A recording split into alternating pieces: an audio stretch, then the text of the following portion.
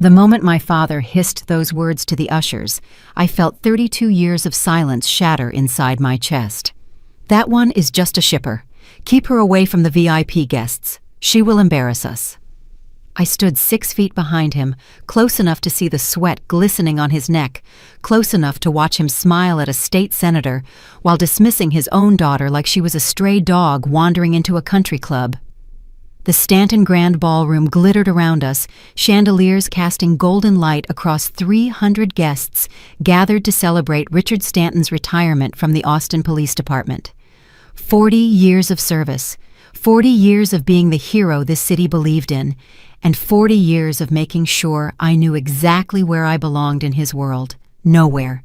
The usher, a young man barely 22, looked at me with genuine confusion. He recognized something in my face that my father never bothered to see, but he had his orders. "Ma'am, I am sorry, but Mr. Stanton has requested that you remain in the general reception area." I could have walked away. I could have done what I always did, what I had perfected since childhood. Swallow the hurt, smile through the exclusion. Pretend that being erased from my own family did not leave scars so deep they shaped the architecture of my soul. Instead, I pulled out my phone and called the general manager of the Stanton Grand. "This is Avery Lennox," I said quietly. "Cancel the entire event." The usher's face went pale. "Ma'am, you cannot just cancel." "I own this venue," I said.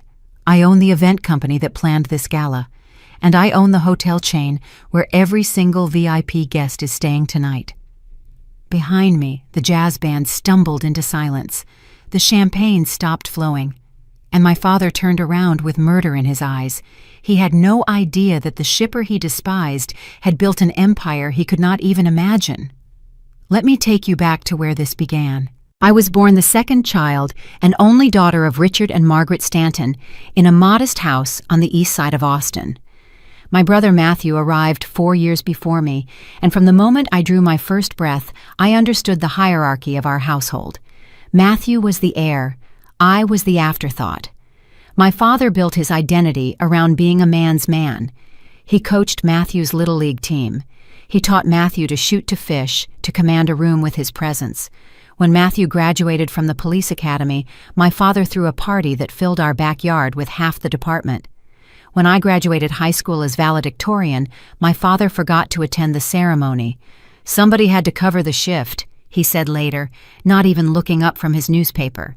"Besides, what are you going to do with all those grades? Women do not need fancy degrees to be good wives." I was 14 when I first told him I wanted to study business. He laughed so hard he choked on his coffee. "Business." He wiped his eyes, still chuckling. "Sweetheart, the business world will eat you alive. You do not have what it takes. Stick to something practical. Learn to type. Maybe work in a daycare." I was 17 when I earned a full scholarship to the University of Texas Business Program. He refused to sign the financial aid forms. "Community college is good enough for you," he said. "I am not wasting resources on a pipe dream. Your brother needs support for the academy." So I worked. 3 jobs while attending community college, then transferred to UT Austin after 2 years of proving myself. I graduated with honors in logistics and supply chain management. My father's response was a shrug and a dismissive wave. "Logistics? So you will be moving boxes for a living. Congratulations on becoming a shipper." That word, shipper, he wielded it like a weapon for the next decade. When I got promoted to shipping coordinator at a distribution company, he told relatives I worked in a warehouse. When I was headhunted by a major logistics firm, he introduced me to his colleagues as the one who loads trucks. When I tried to explain the complexity of supply chain management, the strategic thinking involved the millions of dollars that flowed through proper logistics planning. He waved his hand and changed the subject to Matthew's latest commendation. My mother never intervened. She had learned decades ago that opposing Richard Stanton meant suffering Richard Stanton's wrath, so she perfected the art of silence, of looking away, of pretending she did not notice her daughter being systematically erased from the family narrative. But here is what they never knew. 7 years ago, my grandmother passed away. She was my mother's mother, a quiet woman who ran a small bed and breakfast in Hill Country for 40 years. She left me $118,000 her life savings with a note that simply said, "Build something beautiful, Avery. You have more strength than any of them realize." I wept for 3 days after her funeral. Then I dried my eyes and got to work. I used that money as seed capital for my first acquisition, a struggling boutique hotel near the San Antonio River Walk. Everyone told me I was crazy. The hotel was hemorrhaging money. Its reputation was ruined. Its infrastructure was crumbling. But I saw something they did not. I saw potential. I spent 18 months living in that hotel, working 18-hour days, learning every aspect of hospitality from the ground up. I scrubbed the toilets. I trained staff. I renegotiated vendor contracts using every skill I had developed in logistics. I rebranded, renovated, and relaunched. Within 2 years, that hotel was turning a profit. Within 3, I sold it for triple what I paid and used the proceeds to acquire 2 more properties. I formed Lennox Hospitality Group under a holding company structure that kept my name out of public records. I hired brilliant people. I built systems. I learned from every mistake, and I kept growing. Today, Lennox Hospitality Group owns 11 properties across Texas, including the Stanton Grand, the crown jewel of Austin's hospitality scene. We employ over 2,000 people. Our annual revenue exceeds $140 million. My father has no idea. To him, I am still just a shipper, a disappointment, an embarrassment to be hidden from important guests at his retirement gala. The irony is so sharp it could draw blood. Standing in that ballroom watching the confusion ripple through the crowd as staff began shutting down the event, I felt something I had not experienced in years. Power. Not the petty kind that comes from revenge, but the quiet kind that comes from truth. My father stormed toward me, his face purple with rage. "What the hell do you think you are doing?" He grabbed my arm hard enough to leave bruises. "This is my night. You have no right." "I have every right," I said calmly. "This venue belongs to me. The company you hired to plan this event belongs to me. The hotel where your VIP guests are staying belongs to me." "That is impossible." His grip loosened slightly, confusion mixing with anger. "You are just a shipper." I smiled, but there was no warmth in it. "Yes, you have made that very clear. But here is what you never bothered to learn, Dad. Shipping is logistics. Logistics is the backbone of every successful business in the world. And I paid attention while you were busy pretending I did not exist." The general manager appeared at my side, his expression carefully neutral. "Ms. Lennox, security is standing by.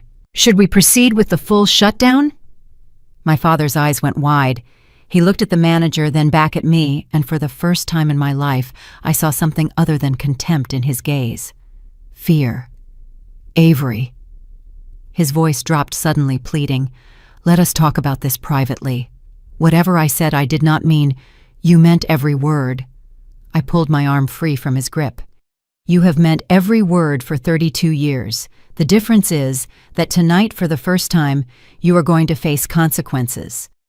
Matthew appeared through the crowd, his police uniform pristine, his expression thunderous.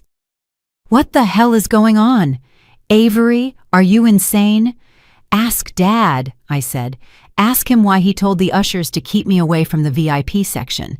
Ask him why he has spent his entire life treating me like garbage while I built something bigger than anything he could ever imagine." Claudia, my half-sister from my father's brief affair 20 years ago, pushed through behind Matthew. She had always treated me with the same contempt our father modeled, secure in her position as the favored daughter who got everything handed to her.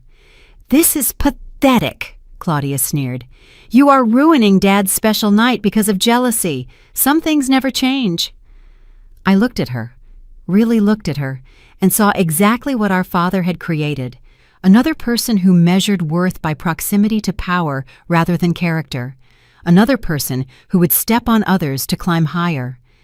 "This is not about jealousy," I said quietly. "This is about 32 years of being told I was worthless.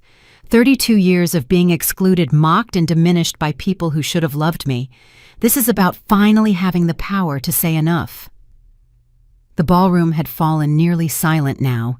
300 guests watched the Stanton family drama unfold like it was the most expensive reality show in Texas history.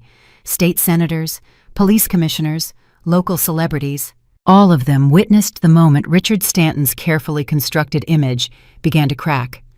My father looked around desperately, recognizing the damage being done to his reputation with every passing second. "Avery, please." The word came out strangled. "We can discuss this later, in private. Just let the event continue." "Why?" I asked. "So you can go back to pretending I do not exist. So you can keep telling people your daughter is just a shipper while you bask in 40 years of glory. You built on putting others down." "I never meant. You meant every single word." I nodded to the general manager. "Proceed with the shutdown. I want this venue cleared within the hour." As staff began guiding confused guests toward the exits, I turned back to my father one last time. "You spent my entire life trying to make me feel small," I said. "You told me I would never amount to anything. You excluded me from family events, dismissed my achievements, and used my career as a punchline for your jokes." I stepped closer, close enough to see the veins throbbing in his temples. "But here is what you never understood, Dad.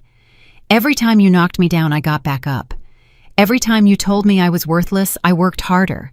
Every time you excluded me, I built my own table. And now that table is bigger than anything you ever sat at. Avery, do not." I held up my hand. "We are done here." I walked toward the exit, my heels clicking against the marble floor in the sudden silence. Behind me, I heard my mother crying softly. I heard Matthew cursing. I heard Claudia demanding that someone do something. But I did not look back.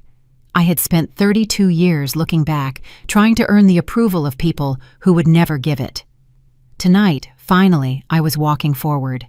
The general manager caught up to me near the main entrance. "Ms. Lennox," he said quietly, "you should know that the accounting team flagged something unusual in the payment records for this event." I paused. "Unusual how?" "The deposit came from a municipal account, specifically something called the Stanton Community Fund. Our auditors are concerned it may have been misallocated public funds." A cold sensation spread through my chest. Public funds. My father had used taxpayer money to fund his own retirement party. "Pull together everything you have," I said. "I want a full report by morning." "Of course." As I stepped into the warm Austin night, I realized that canceling the gala was only the beginning. The secrets my father had buried were about to come to light, and he was about to learn that the shipper he dismissed for 3 decades had become the one person powerful enough to expose them all. The ballroom behind me erupted into chaos the moment I stepped outside. I could hear it through the heavy glass doors, the confused murmurs of 300 guests who had come expecting champagne and celebration, but instead found themselves witnessing the implosion of a family. The valet brought my car around without being asked. Word travels fast in hospitality, and every employee at the Stanton Grand knew exactly who signed their paychecks. "Thank you, Daniel," I said, taking my keys. "Of course, Ms. Lennox." He hesitated. "That was something in there." "Yes," I agreed. "It was." I drove 3 blocks before I had to pull over because my hands were shaking too badly to grip the steering wheel. Not from fear, from the adrenaline of finally saying out loud what I had carried silently for so many years. My phone buzzed relentlessly. Matthew, Claudia, numbers I did not recognize, probably reporters or curious guests. I turned it off and sat in the darkness of my car, letting the reality of what I had done settle into my bones. I had just publicly humiliated my father in front of everyone he respected. I had revealed a secret I had kept for 7 years, and I had set something in motion that could not be stopped. The Stanton Grand was just one property in my portfolio, but it was the most symbolically significant. I had purchased it 18 months ago, specifically because I knew it was my father's favorite venue. The place where he held his promotion parties, his retirement planning meetings, his endless celebrations of his own importance. He never thought to check who owned it. Why would he? In his mind, I was still just a shipper. I drove to my penthouse on the 32nd floor of the Phoenix Crown, another Lennox hospitality property. The night concierge nodded as I entered, his face carefully blank. He had probably already heard what happened. Everyone would hear soon. Inside my apartment, I poured a glass of wine and stood at the floor-to-ceiling windows, watching the lights of Austin sparkle beneath me like a scattered jewelry box. I thought about the first time my father made me feel truly worthless. I was 9 years old, and my school was having a career day. Parents were invited to come speak about their jobs, and I was so excited because my dad was a police officer. All my friends thought that was the coolest thing. But when I asked him to come, he laughed. "Career Day is for Matthew's school," he said, "not yours." "But I want everyone to meet you," I pleaded. "I told them you were a hero." He barely looked up from his newspaper. "Heroes do not waste time at elementary school presentations, Avery. Besides, your mother can go if someone has to." My mother did not go. She had a hair appointment she could not reschedule. I told my classmates that my dad was too busy catching bad guys to come. I smiled through the entire day while other fathers and mothers stood at the front of the classroom talking about being doctors and lawyers and business owners. I smiled so hard, my face hurt. That was the day I learned to hide my pain. The second memory that surfaced was from high school. I had just won the state championship for debate, the first student in our school's history to achieve that honor. I came home with the trophy clutched to my chest, certain that this finally would make my father proud. He glanced at it and returned to watching football. "Debate," he said. "So you can argue better. Great. That will be useful when you are nagging your future husband." Matthew, who was home from the police academy for the weekend, laughed. My mother took the trophy from my hands and set it on a shelf in my bedroom, where it sat collecting dust for years because there was no space for it in the living room display case that held all of Matthew's awards. I was 24 when I finally stopped trying to earn my father's approval. That was the year I started my first legitimate business, a small consulting firm that helped distribution companies optimize their shipping routes. I had built it from nothing, working nights and weekends while maintaining my day job, and within 8 months, I was profitable. I called my father to share the news. "A consulting firm." He laughed that familiar dismissive laugh. "Sweetheart, nobody is going to pay a woman to tell them how to move boxes. Stick to what you know." "I am sticking to what I know," I said. "That is the point." "Right." I could hear him lose interest in real time. "Well, good luck with that. Matthew just made detective, by the way. We are having a party next weekend. You should come, but do not bring up your little box business. Okay, nobody wants to hear about that at a celebration." I went to Matthew's party. I wore a nice dress and helped my mother set out the food and smiled while relative after relative congratulated my brother on his achievement. Nobody asked what I was doing with my life. Nobody cared. 2 years later, I sold that consulting firm for $300,000. It was not life-changing money, but it proved something to me. I could build things. I could succeed. I did not need my father's blessing to make something of myself. That was when my grandmother died and left me the inheritance that changed everything. I finished my wine and poured another glass, still watching the city below. Tomorrow, everything would be different. Tomorrow, the story I had kept hidden would be public knowledge. Tomorrow, my father would have to reckon with the fact that the daughter he dismissed had quietly surpassed everything he had ever achieved. My phone buzzed on the counter. I had forgotten I turned it back on.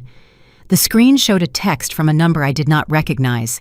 "You do not know the whole story. Check the Stanton Community Fund records from 2016. I stared at the message for a long moment. Then I called Elaine Brooks, the CFO of Lennox Hospitality Group. "Avery?" Elaine's voice was alert despite the late hour. "I heard what happened at the Gala. Are you okay? I need you to pull every financial record related to my father's retirement event, including the source of all payments." "Already working on it. The initial flags are concerning." "How concerning?" "Concerning enough that I have contacted our legal team. Can you come to the office first thing tomorrow? There are some things you need to see. I will be there at 6. I ended the call and returned to the window. The anonymous text glowed on my phone screen, a mystery wrapped in implication. Who knew about the Stanton Community Fund?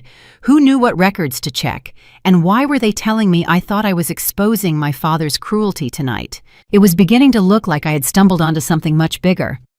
By 6 o'clock the next morning, I was sitting in the conference room at Lennox Hospitality Group headquarters, watching Elaine spread documents across the mahogany table like a surgeon laying out instruments. The initial payment for the Gala came from an account called the Stanton Community Fund, she said, pointing to a highlighted line. That is a municipal account designated for law enforcement community outreach programs. How much? $22,500. I felt my stomach clench. He used public funds for his own retirement party. It gets worse. Elaine slid another document toward me. There is a pattern here going back years. Small disbursements from various city accounts, all approved with signatures that include your father and someone named H. Boone. Harold Boone. I knew that name. He was the deputy chief of police, my father's closest ally and longtime friend. He had been at the Gala last night, one of the VIP guests my father wanted to keep me away from. What kind of disbursements? I asked. Equipment maintenance, community events, training seminars. On paper, everything looks legitimate. But when you trace where the money actually went, the numbers do not add up. The vendors either do not exist or are billed for services that were never rendered. I sat back in my chair processing. You are telling me my father has been embezzling public funds. I am telling you there are significant irregularities that warrant investigation. Elaine's voice was carefully neutral. What you do with that information is up to you. My phone buzzed. Matthew. I let it go to voicemail. There is something else, Elaine said. She hesitated, something I had rarely seen from her in the 7 years we had worked together. Some of these transactions, the ones from 2016 and 2017, they list an approval code that traces back to a name, A.L. A.L. Avery Lennox. The room went cold. That is impossible. I had nothing to do with any municipal accounts. I know, but someone used your initials, possibly your actual name, as a cover for approving disbursements. They were banking on the fact that nobody would look too closely at paperwork associated with a shipper who worked in logistics. I understood then with a clarity that made me want to vomit. My father had not only dismissed me for 30 years, he had used me. My career, my perceived insignificance, my invisibility in his world, all of it had been weaponized to cover his crimes. Pull everything, I said. Every document, every transaction, every signature. I want a complete picture of what he has done. That will take time. Then start now. My phone buzzed again. This time it was my mother. I answered. Avery. Her voice was thin, strained. What have you done? I told the truth, Mom. You humiliated your father in front of everyone he knows. Do you have any idea what this will do to his reputation? Do you have any idea what he has been doing with public money? Silence. Mom, did you know about the Stanton Community Fund? Did you know where the money for his Gala came from? More silence. Then, so quietly, I almost missed it. I do not know anything about finances, Avery. That is your father's business. I closed my eyes. Of course. The same defense she had used my entire life. I do not know. I did not see. It is not my place. Dad used taxpayer money to throw himself a party, I said. And that is just what we have found so far. There is more, Mom. Years of irregularities. And someone has been using my name to cover their tracks. That is ridiculous. Her voice hardened. You are making things up to justify what you did last night. This is jealousy, Avery. It has always been jealousy. You could not stand that your father was being honored, so you had to ruin it. The accusation hit me like a physical blow. Not because it was true, but because it was so deeply, painfully familiar. Every achievement I had ever earned, every moment of legitimate hurt I had ever expressed, had been dismissed with that same word. Jealousy. I am not jealous, Mom. I am the CEO of a $140 million company. I do not need to tear Dad down to feel good about myself. Then why did you do it? Because he told the ushers to keep me away from VIP guests. Because he called me just a shipper in front of everyone. Because I have spent my entire life being erased by this family, and I finally had the power to say something about it. Avery. I have to go, Mom. There is a lot happening right now, and I need to focus. Please just come home. We can talk about this, work it out. I am home. I looked around the conference room at the empire I had built with my own hands. This is my home now. I hung up before she could respond. By noon, the local news had picked up the story. Not the full story, not yet, but enough to generate headlines. Stanton retirement gala ends in family drama. Austin police legends party shut down by mysterious guest. The mysterious guest, I noted grimly. Even in scandal, I was being erased. Carla Mendez called at 2 o'clock. She was a journalist I had admired for years, known for her fearless investigations into local corruption. Ms. Lennox, she said, I have been following the news about last night. I think there is more to this story than a family squabble. Would you be willing to talk? What makes you think there is more? Because I have been investigating the Austin Police Department's financial practices for 6 months, and your father's name keeps coming up. I agreed to meet her the following day. Then I spent the rest of the afternoon reviewing the documents Elaine had assembled, watching the pattern of corruption emerge like a photograph developing in chemical baths. It was worse than I had imagined. The misappropriated funds totaled over $200,000 across 5 years. The fake vendors, the phantom training programs, the equipment that was never purchased, all of it painted a picture of systematic theft. And threading through it all like a poison vine were references to AL, my initials, my name, used without my knowledge or consent to provide cover for crimes I never committed. At 6 o'clock, Harold Boone arrived at Lennox Hospitality headquarters. I had not invited him. He showed up unannounced, asking to speak with me urgently. I let him wait in the lobby for 30 minutes before agreeing to see him. He walked into my office with the confident stride of a man who was used to controlling every room he entered. 6 feet tall, broad-shouldered, with the silver-templed gravitas of someone who had spent decades accumulating power. Ms. Lennox, he said smoothly, I think we got off on the wrong foot. Did we? Last night was unfortunate. Your father was emotional. He said things he did not mean. I'm sure you understand how stress can affect a man at a celebration meant to honor his life's work. What I understand, I said, is that my father told his staff to keep me away from VIP guests because he was ashamed of me. What I understand is that he has been using public funds for personal expenses. What I understand is that someone has been using my name to cover their tracks. Boone's smile did not waver, but something shifted behind his eyes. Those are serious accusations. They are not accusations. They are facts documented in financial records that I now possess. Financial records can be interpreted many ways. Not these ones. We stared at each other for a long moment. Then Boone leaned forward, dropping his voice to something almost intimate. Ms. Lennox, I am going to be direct with you. Your father made mistakes. I will not deny that. But bringing this to public attention will destroy him. Is that really what you want? What I want, I said slowly, is to understand why my name was used without my knowledge on municipal documents. What I want is accountability for stolen public money. What I want is the truth. The truth is complicated. Then uncomplicate it for me. Boone studied me for a long moment. Then he stood buttoning his jacket. Be careful, Ms. Lennox. You have built something impressive here. It would be a shame if your investigation into your father's indiscretions led to questions about your own business practices. Is that a threat? It is advice, from someone who has seen careers destroyed by getting too close to matters that should have stayed buried. He walked to the door, then paused with his hand on the frame. Your father always said you were the difficult one. I am beginning to see what he meant. After he left, I sat alone in the gathering darkness of my office, watching the lights of Austin flicker to life beyond my window. The gaslighting had begun. My family wanted me to believe I was the villain for exposing the truth, but I had spent 32 years being gaslit by these people. I knew their tactics. I knew their weapons. And this time, I was not backing down.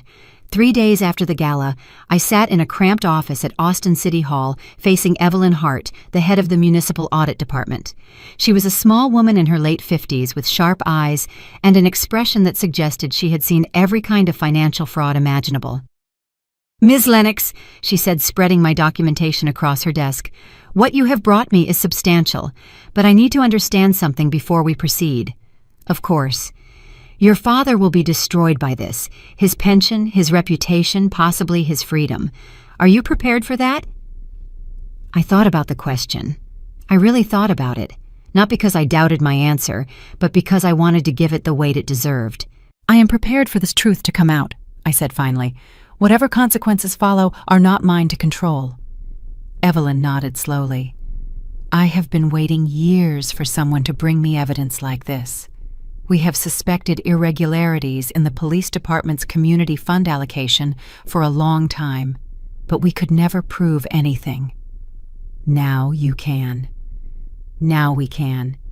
She began organizing the documents into piles. "I should warn you, though, Deputy Chief Boone has friends in high places. The moment he realizes this investigation is real, he will try to shut it down." "I know. He may also try to redirect blame. The AL references in these documents, he will claim you were involved." "I was never involved. I did not even know these accounts existed until last week." "But your name is there. That gives him ammunition." I had thought about this constantly since Elaine first showed me the documents. My father and Boone had used my perceived insignificance as cover. The shipper nobody paid attention to. The daughter nobody cared about. They had weaponized my invisibility against me. I have 7 years of documented business records proving exactly where I was and what I was doing during the time period these transactions occurred. I said, "I can demonstrate that I had no access to municipal systems, no relationship with any of these vendors, and no financial benefit from any of these disbursements." "Good. You will need all of that." Evelyn stood and extended her hand. "I am going to open a formal investigation. It will take time and it will get ugly. But you have given us what we need to start. Thank you. Do not thank me yet." Her grip was firm, her gaze direct. "Thank me when justice is actually served." That evening I met Carla Mendez at a quiet coffee shop on South Congress. She arrived with a laptop bag over her shoulder and a recorder in her hand. "I have been digging since we talked," she said, sliding into the booth across from me. "Your father's financial irregularities are just the tip of the iceberg." "What did you find?" "Harold Boone has been running a shadow operation for at least 8 years. Fake vendors inflated contracts kickbacks from companies seeking favorable treatment from the police department. Your father was a willing participant, but Boone was the architect." "How deep does it go?" "Deep enough that exposing it will shake Austin's entire political establishment." Carla leaned forward, her eyes bright with the fervor of a journalist who had finally found the story she had been chasing.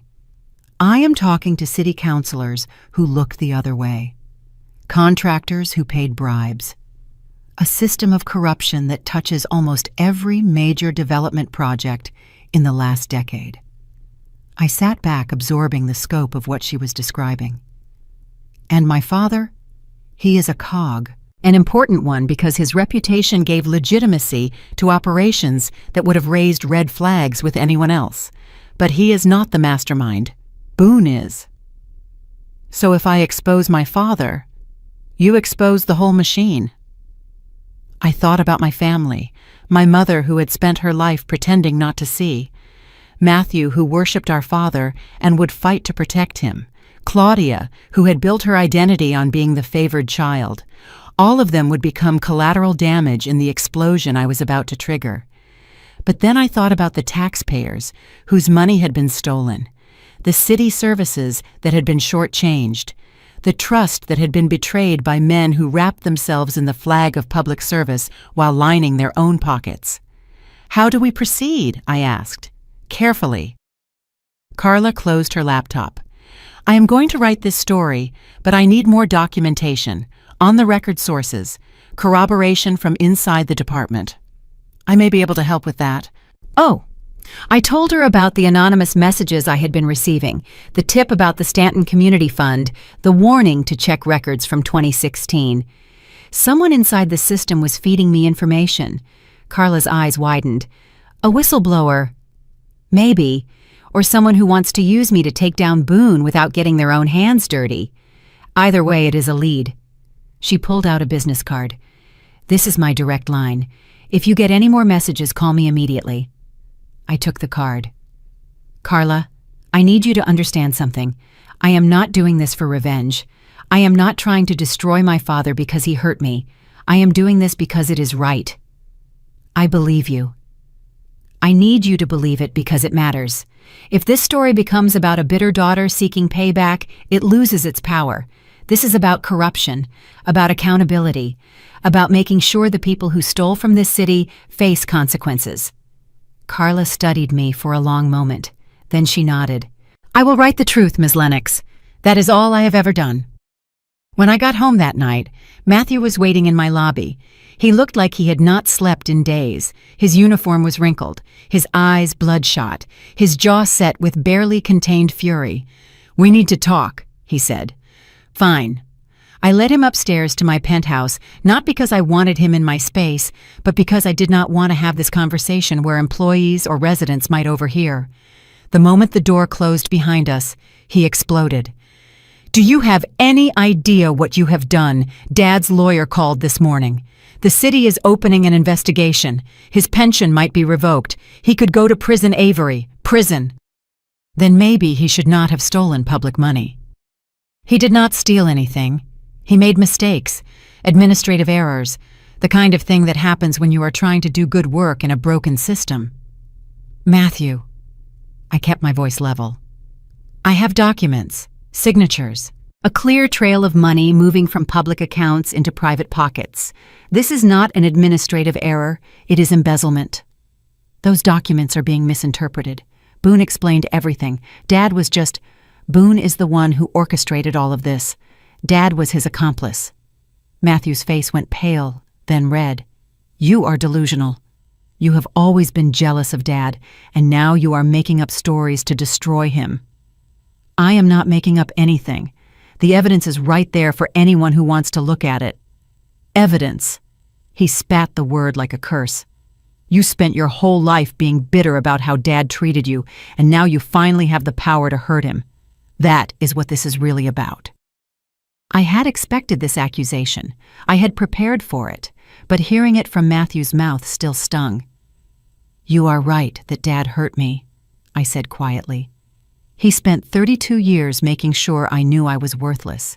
He called me just a shipper. He excluded me from family events. He used my name without my consent to cover his financial crimes. I have proof, Matthew. My initials are on documents I never signed. My name was used to approve disbursements I knew nothing about. He did not just dismiss me as worthless. He literally used my worthlessness as a tool. Matthew went silent. I could see him processing, trying to reconcile what I was telling him with his image of our father as a hero. That is impossible, he said finally, but his voice had lost its conviction.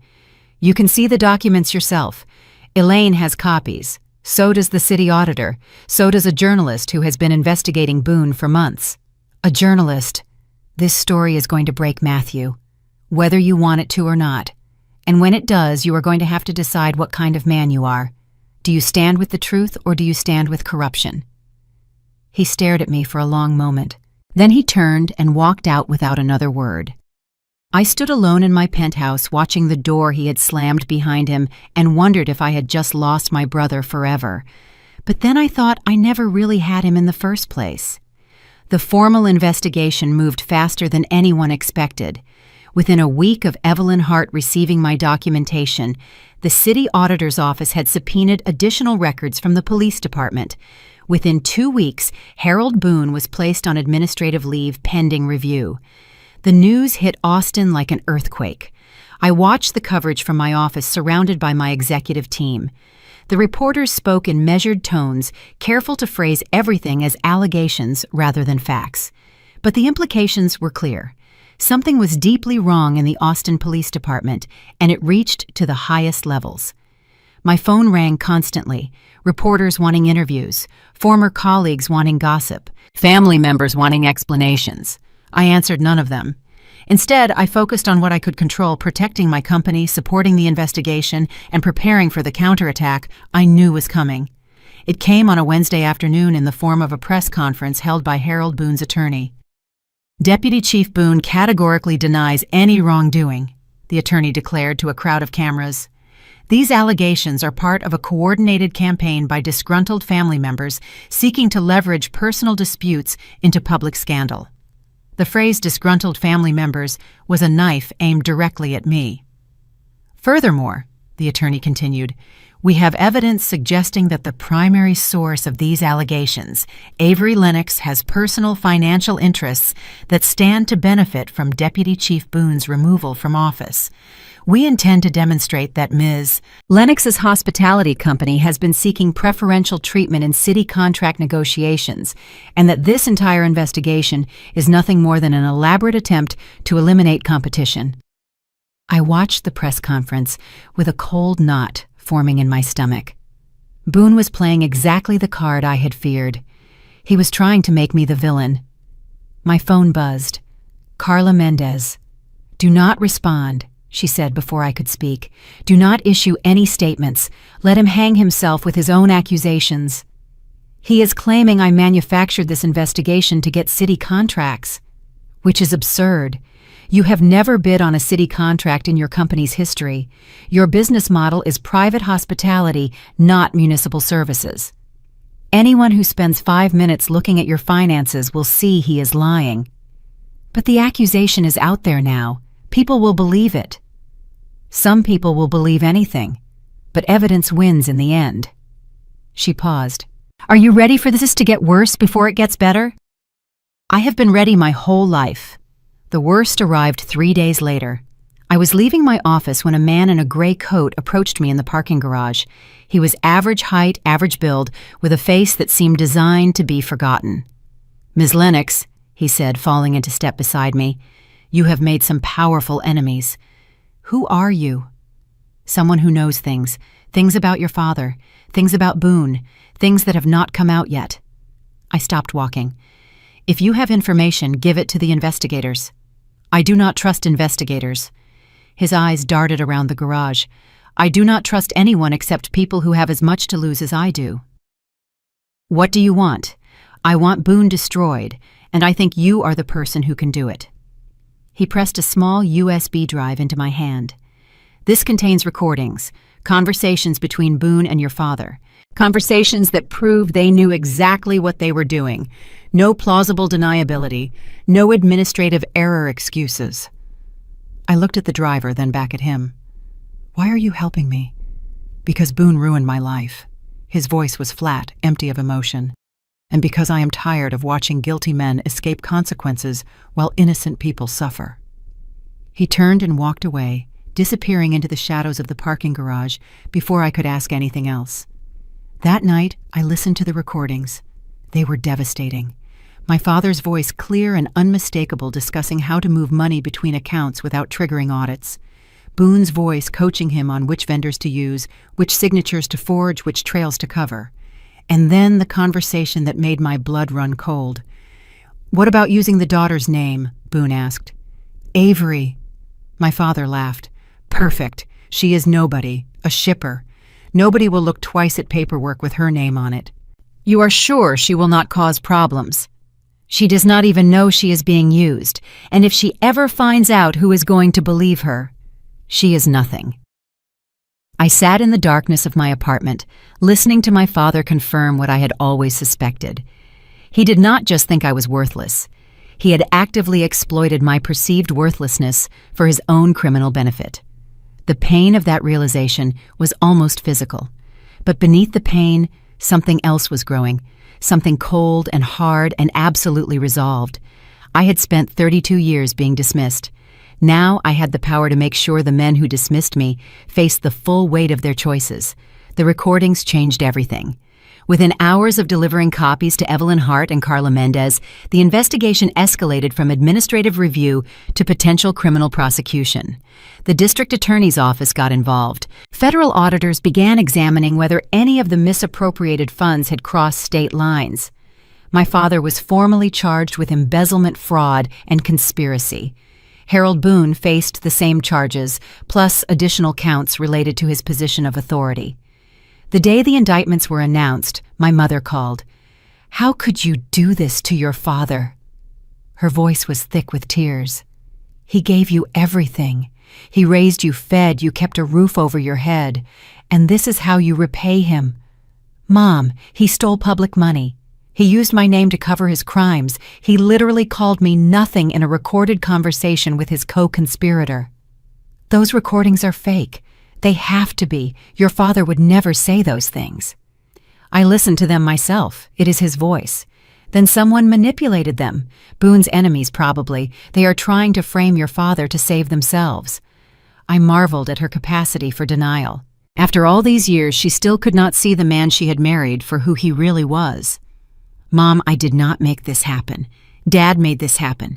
He made choices for years, knowing they were wrong, knowing they could destroy lives. All I did was refuse to stay silent when I found out. You could have come to us first. Give us a chance to explain." There is nothing to explain. The evidence is clear. Evidence. She said the word like it was something dirty. Your father is going to spend the rest of his life in prison because of evidence. He is going to face consequences because of his own actions. She hung up without saying goodbye. I set down the phone and looked out my window at the Austin skyline, the city I had made my home, the city that was now consuming itself over the corruption I had helped expose. Carla's story ran the following week. It was front-page news picked up by outlets across the state and then the country. The tale of a police department's systematic theft, the deputy chief who orchestrated it, the longtime officer who participated willingly, and the daughter who had been used as unwitting cover, who had built her own empire in silence, who had finally found her voice when she discovered the depth of the betrayal. The public reaction was overwhelming. Messages flooded my company's contact channels, people sharing their own stories of family betrayal. People thanked me for having the courage to stand up, people calling me a hero. I did not feel like a hero. I felt exhausted, hollow, and infinitely sad.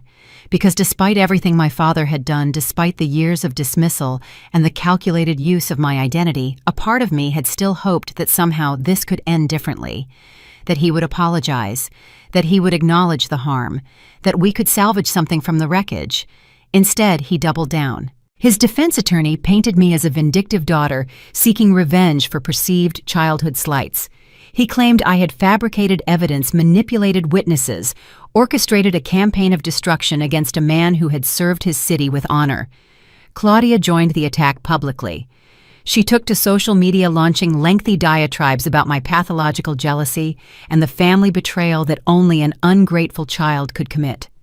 Her posts were widely shared and used by the defense to reinforce the narrative that I was a bitter, unreliable witness driven by revenge. It was the final public abandonment by the people who shared my blood. The trial lasted 3 weeks. I testified for an entire day, walking the jury through the documents, the recordings, the timeline of deception. I described finding my name on papers I had never signed. I described the moment I realized my own father had called me nothing in a conversation about how best to exploit me. When the defense attorney cross-examined me, he asked the question I had been dreading. "Is it not true, Ms. Lennox, that you have harbored resentment toward your father for years?" "It is true that my father consistently dismissed and excluded me throughout my childhood and adult life." "So you admit you had a motive to harm him?" "I had a motive to seek the truth. There is a difference." "Is there?" He gestured toward the jury. "You are asking these people to believe that you, who suffered what you describe as decades of emotional abuse, discovered evidence of your father's crimes completely by accident and reported it purely out of civic duty." "I am asking these people to look at the evidence. My feelings about my father are irrelevant. The documents exist. The recordings exist. The money that should have gone to public services went into private pockets instead. But you are the one who brought this to light. You are the one who could have handled this quietly within the family, but instead chose to destroy your father publicly. I chose accountability. That is not destruction, that is justice. The jury deliberated for 4 days. When they returned with guilty verdicts on all counts for both my father and Harold Boone, I felt nothing. Not triumph, not vindication, just a vast, empty exhaustion. The verdicts should have been the end. Instead, they were the beginning of a different kind of war. Matthew stopped speaking to me entirely. When we passed each other at the courthouse, he looked through me as if I were made of glass. Claudia continued her social media campaign, now calling me a traitor to the family name. My mother's silence was somehow worse than their hostility. But the most dangerous reaction came from Boone's network. I started noticing things. A car that appeared in my rearview mirror too often. Hang-up calls to my office. A package delivered to my apartment containing a single photograph of my grandmother's grave with no note attached. The message was clear. We know how to find the things you love. I hired private security. I varied my routes. I documented every incident and reported it to the police, though I had little faith in their willingness to help given that I had just sent one of their own to prison. Then the man in the gray coat reappeared. He was waiting outside my office building one evening, standing in the same spot where he had given me the USB drive months earlier. "They are not going to stop," he said without preamble. Who? Boone's people. The ones who were not caught. The ones who have too much to lose if the investigation expands. "What do you want me to do about it?" He studied me for a long moment. "You started something, Ms. Lennox. You exposed the surface, but the rot goes deeper than your father and Boone. There are people in this city who have been protected by corruption for decades. They see you as a threat. So I should back off. Pretend I do not know what I know. I am saying you should be careful. The truth is valuable, but so is your life. Is that a warning or a threat? It is advice." He glanced around, his expression haunted. "I have lost everything because I chose to help you. My career, my marriage, my sense of safety. I do not regret it because Boone deserved to fall. But I want you to understand what you have gotten into." "I understand." "I do not think you do." He stepped closer, dropping his voice. "There is one more thing you should know. Your brother Matthew, he is not just angry at you. He is compromised." "What do you mean?" "I mean Boone had leverage on him. Things Matthew did years ago, things that could end his career if they came to light. Boone used that leverage to ensure Matthew's loyalty." I felt the ground shift beneath me. "Are you saying my brother was part of this?" "I am saying your brother had no choice. Boone made sure of that." He pressed another USB drive into my hand. "This contains evidence of what Boone had on Matthew. What you do with it is up to you." He disappeared into the evening before I could respond. I did not listen to the new recordings immediately. Instead, I spent 3 days wrestling with what to do with them. If the man was telling the truth, my brother had been a victim of Boone's manipulation as much as a participant in corruption. Exposing him would complete the destruction of my family. But keeping silent would mean allowing another guilty person to escape consequences. In the end, I called Matthew. "I have something you need to see," I said. "Can we meet?" A long pause. Then, "Why should I trust you?" "You should not, but you should trust the fact that I am giving you the chance to explain before I do anything with what I have found." Matt. We met at a coffee shop near his apartment. He looked worse than I had ever seen him, hollowed out by the stress of the trial and its aftermath. I slid the USB drive across the table. "What is this? Evidence that Boone was blackmailing you, evidence that you may have been coerced into participating in things you would not have chosen freely." His face went white. "How did you—" "It does not matter how. What matters is what you do now." Matthew stared at the drive like it was a bomb that might detonate at any moment. "If this comes out, your career is over either way. But there is a difference between being exposed as a willing conspirator and being exposed as someone who was manipulated and controlled by a corrupt superior. I am not sure the difference matters anymore. It matters to me. I leaned forward. Matthew, I am not your enemy. I never was. Dad made me the enemy because it was easier than admitting his own failures. Boone used that dynamic to keep you trapped, but none of that was my choice. He was silent for a long time. When he finally spoke, his voice was barely audible. I did things. Not because I wanted to, but because Boone made it clear that refusing was not an option. He had photographs, recordings, evidence of mistakes I made early in my career. Small things that grew into bigger leverage over time. I understand. Do you? Because I spent years hating you, Avery.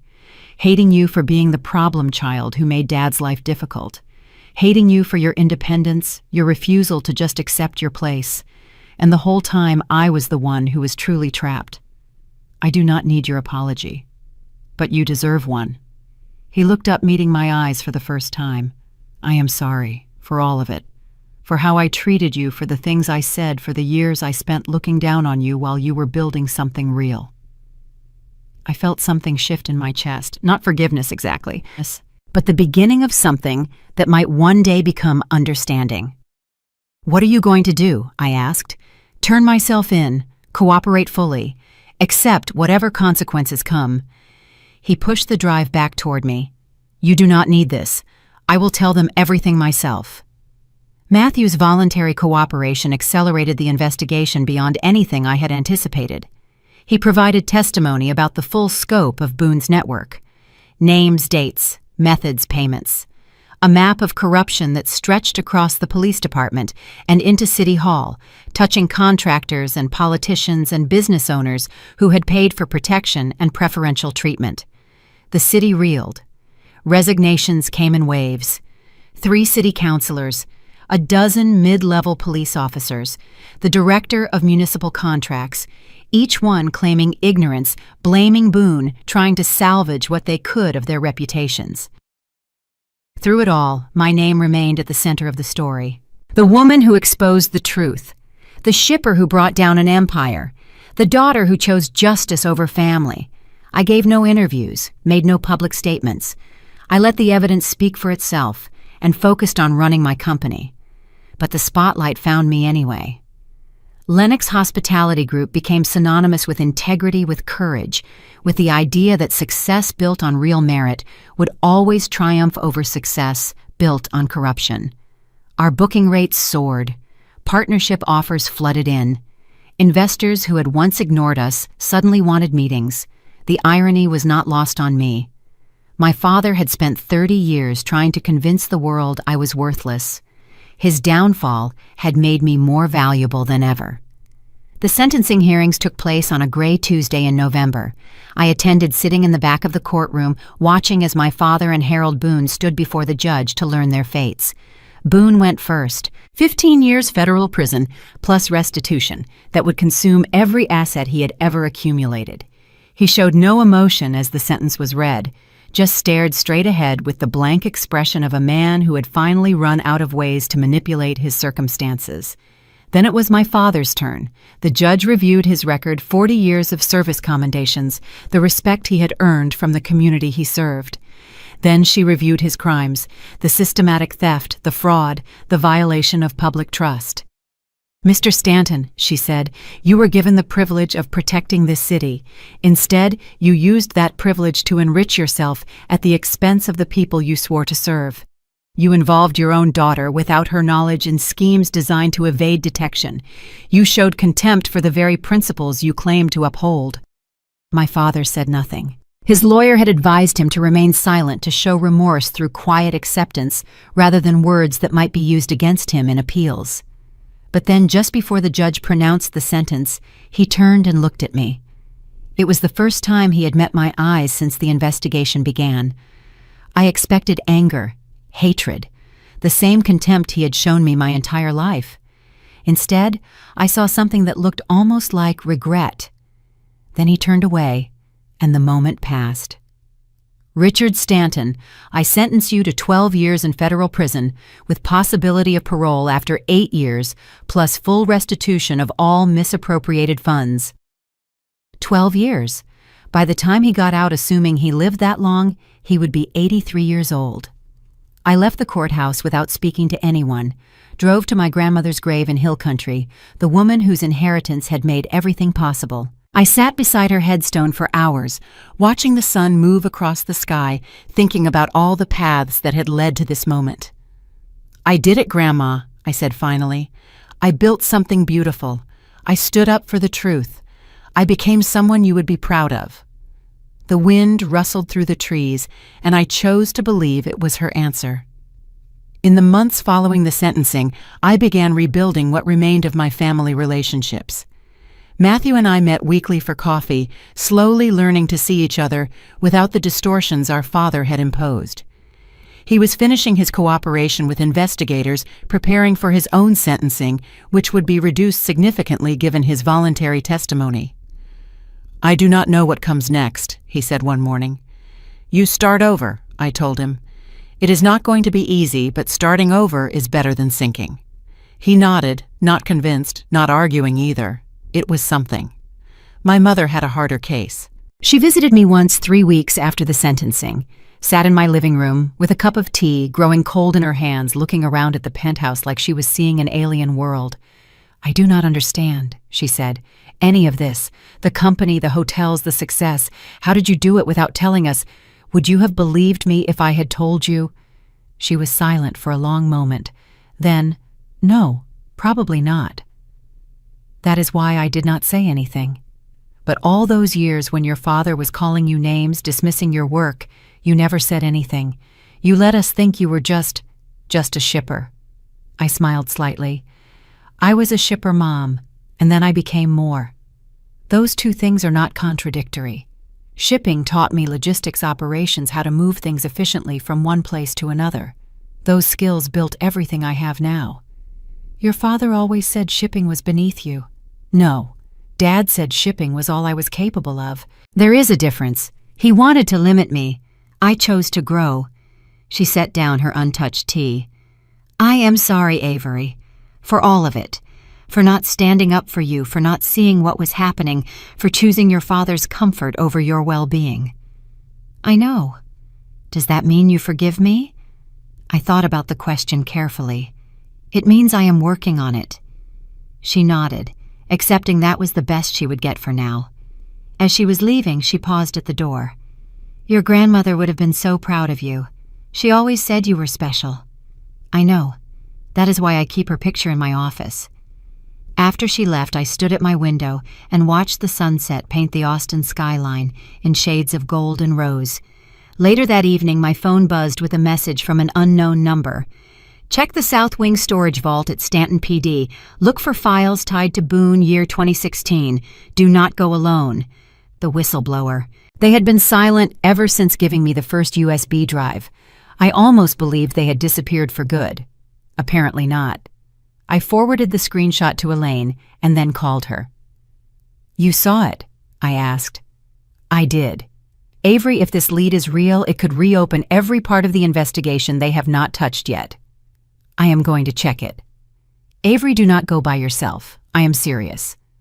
"I am not planning to." I hung up and immediately dialed Matthew. He answered on the second ring. "Avery, I need you to meet me at the old station," I said. "South Wing, the vault."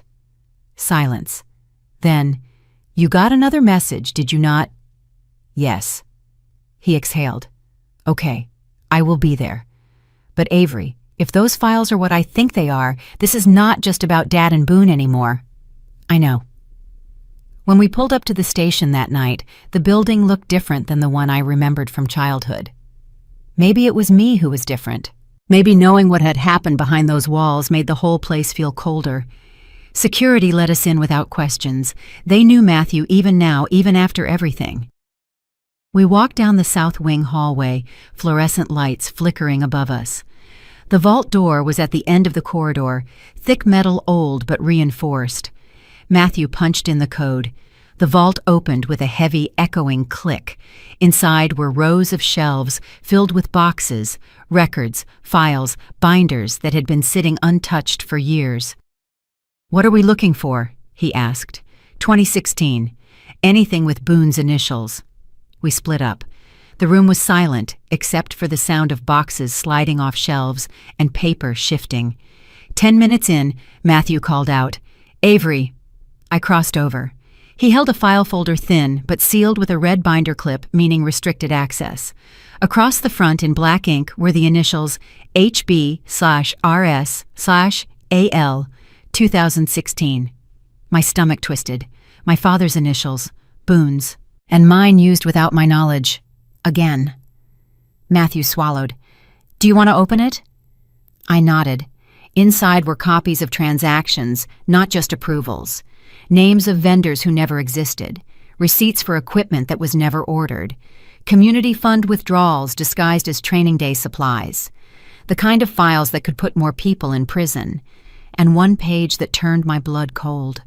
A handwritten note, clearly my father's. "AL paperwork works. Nobody checks her signature. Keep using." I did not speak. I did not need to. Matthew closed his eyes like someone had punched him. "Avery, I am sorry," he whispered. "I did not know. I swear I did not know he used you like this." I inhaled slowly. The vault felt too small, too full, too heavy with secrets that had been rotting for years. "It is not about being sorry anymore," I said quietly. "It is about finishing what we started." When we walked out of that vault, I felt a shift inside me. Not anger, not even grief, but something deeper. Resolve. This was not just my father's darkness. It was not just Boone's corruption. This was a whole system that believed some people were invisible enough to exploit. That belief was about to end, and I was going to be the one to end it. 1 year after the gala that started everything, I stood on the stage of the newly renamed Phoenix Crown Hotel, addressing 300 guests at an event I had never imagined hosting. The Austin Business Leadership Award ceremony, and I was the honoree. "When I was growing up," I said, looking out at the crowd of entrepreneurs, investors, and civic leaders, "I was told repeatedly that I would never amount to anything. My father called me just a shipper, and he meant it as an insult. He could not imagine that the skills I was learning, logistics operations, problem-solving under pressure, would someday form the foundation of everything I built." The room was silent, attentive. I spent 30 years believing I was worthless because the people who were supposed to love me said I was. I spent 30 years hiding my success because I had internalized their judgment so deeply that I was afraid of being seen. I paused, gathering myself. Then I learned something that changed everything. My father had not just dismissed me. He had used me. My name, my identity, my perceived insignificance, all of it weaponized to cover crimes I knew nothing about. I saw Carla Mendez in the front row, the journalist whose story had helped bring the truth to light.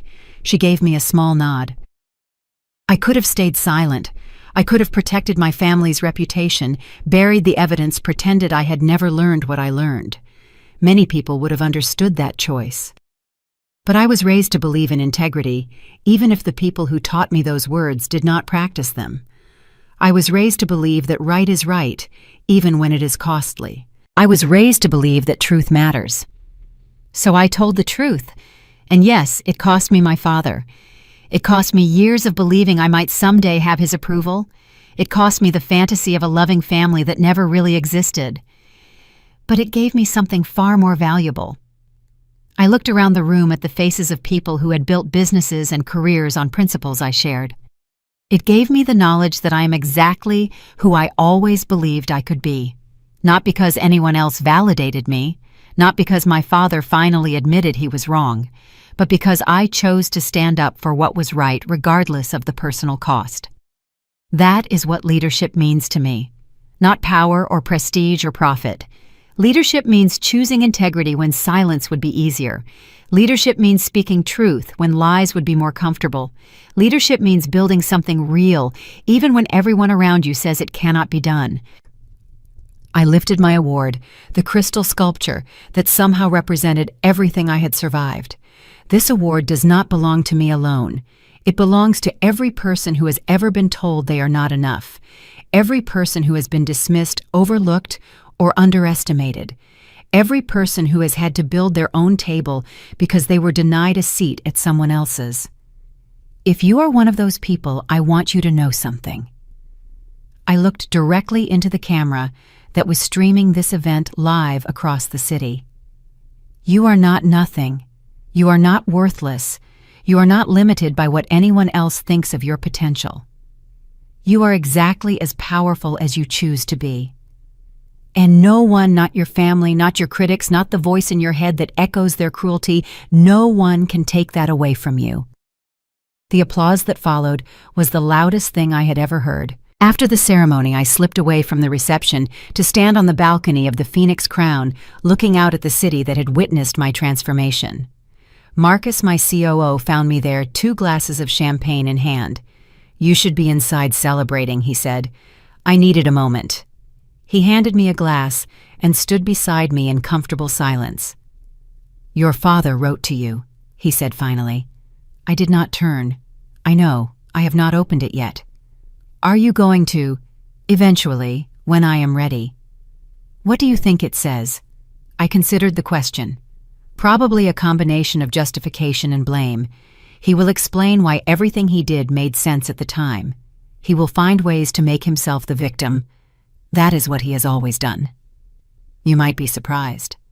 Maybe.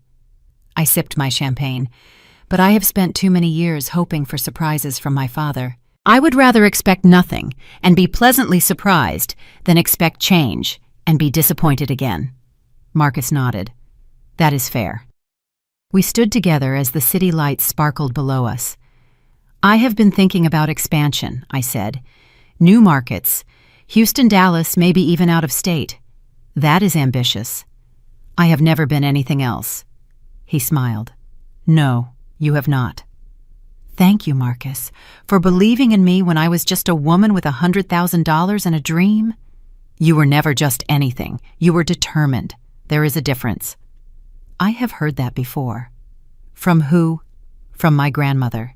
She used to say that the world calls determined women crazy because they do not know what else to call them. She sounds like someone I would have liked. You would have. I raised my glass. To her, and to everyone who ever bet on me when the odds looked impossible. We clinked glasses and drank. Tomorrow, there will be more work to do. More empires to build, more truths to speak, more battles to fight. But tonight, just for a moment, I allowed myself to feel proud of how far I had come. I opened my father's letter on a quiet Sunday morning 6 months after the sentencing. The envelope felt lighter than I expected, and the 2 pages inside were filled with small, uneven handwriting. He didn't offer an apology, not directly. Most of it read like an explanation he'd rehearsed for years.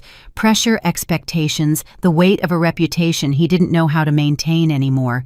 But the last paragraph stopped me. I was wrong about you, Avery. I see that now. I spent years trying to shape you into something familiar, and I never noticed who you were actually becoming. You carry more strength than I ever did. You've held on to honesty in ways I couldn't. Whatever else I failed at, I know this much. I raised someone who had the courage to stand up to me when I lost my way. I don't expect forgiveness. I doubt I deserve it.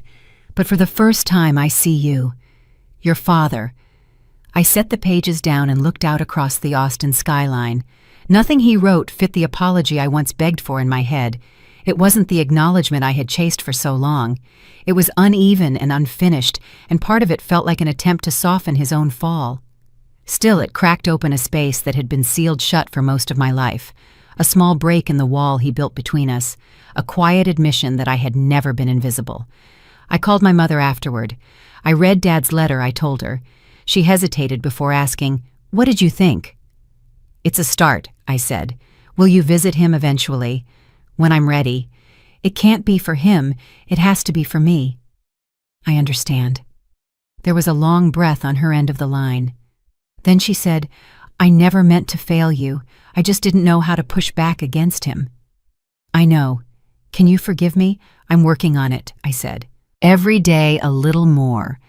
When the call ended, I went to my desk and picked up my grandmother's picture, the one that sat beside me through every meeting, every crisis, every win. "We'll be okay," I whispered to her. "Not perfect, but okay." The thought of her voice came back to me the way memories often do, soft, steady, reassuring. "That's all any of us can hope for, sweetheart. Keep going. Keep getting better." I turned toward the stack waiting on my desk, reports, proposals, early plans for expansions I had once only dreamed about. The work didn't slow down, and I didn't want it to. Building gave me a sense of steadiness that had nothing to do with my father's approval. For the first time, I wasn't creating out of fear or desperation. The drive came from a place that felt grounded. The old weight, the shame, the constant need to prove myself finally loosened its grip. Running a company wasn't just a career anymore. It was a reminder that I had done something with every moment someone tried to make me small. Every hotel we opened, every team we trained, every guest who walked through our doors, each one was quiet proof. The girl dismissed as just a shipper had built something real. If I learned anything from all of this, it's that people who try to limit you are often reacting to their own fears. They shrink your world because they don't know how to expand their own. They challenge your dreams because they've stopped chasing theirs. They tear down what they never had the courage to build. They don't see what's taking shape inside you, so they call it nothing. But being underestimated doesn't stop growth. It only hides it until the moment you no longer fit inside the version of you they invented. My father used that word for 30 years, shipper, as if it defined the ceiling of my life. What he didn't understand was that the job taught me how systems move and how people operate. It taught me to solve problems, organize chaos, and build from nothing. It was the foundation he never looked closely enough to notice. Now I stand in a penthouse overlooking a city that once looked right past me. The same city where I built an entire hospitality group from the ground up without shortcuts, without favors, without needing anyone to give me permission. If this story reaches you at a moment when you feel pushed aside or talked over, I hope it gives you something steady to hold on to. Meaning doesn't come from the people who underestimate you. It grows from the choices you make when no one believes you're capable of more. Voices will try to shrink your space, some out of fear, some out of habit. Let them talk. Their opinions only matter if you let them shape your steps. Moving toward what you want is already evidence that they misread you.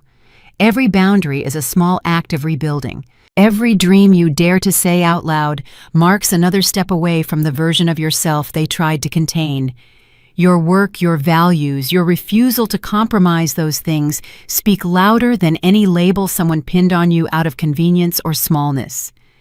And when recognition comes, let it land on your shoulders, not theirs. You're the one who stayed in the fight. You're the one who carried yourself through the days no one else saw. If any part of my journey feels familiar, tell me yours. I read every message. These stories matter more than people admit. And if you'd like to walk through more chapters like this with me, tap subscribe. I'll be back soon. Until then, remember this. Someone else's blindness doesn't erase your worth. You don't disappear just because they refuse